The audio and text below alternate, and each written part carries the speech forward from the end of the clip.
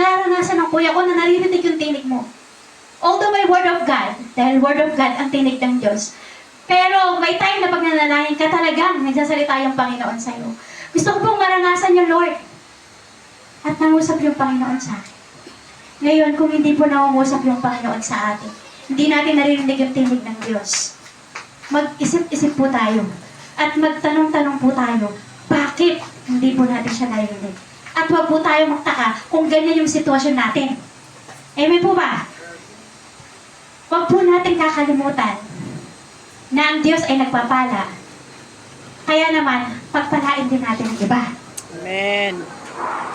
Last na lang pong istorya. Meron pong istorya. Kami magkakapatid. Pag meron pong na-hospital, yung mga kamag-anak namin, pag meron pong nangangailangan yung mga kamag-anak namin, pag nag-message po sa amin magkakapatid sa Vietnam, automatic bigay agad. Wala po kaming sasabihin kahit ano. Kaya lang, yung kuya ko, minsan, naisip niya, kailangan niya mag-organize na lahat ng mga apo ng lolo ko magbibigay kapag may na-hospital, nako-confine, or na-operahan.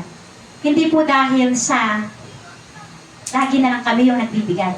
Ang sabi ng kuya ko, yung panganay namin, para maranasan nila yung pagpapala na naranasan natin. Amen. So wag po tayo mangili kapag may pinagpapala tayo.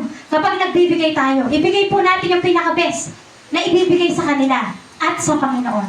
Amen po ba? Ayun lang po ang nais parating ng Panginoon sa araw na to.